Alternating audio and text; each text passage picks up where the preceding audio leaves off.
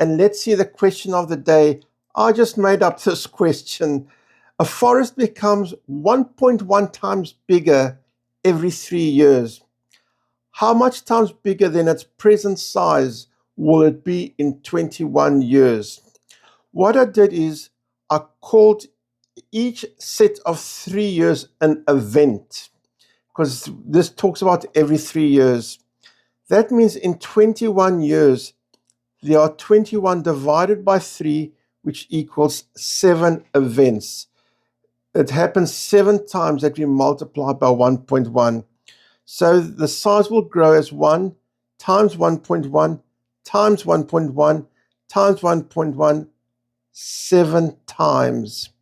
And a quick way of saying times 1.17 times is 1.1 to the power of 7.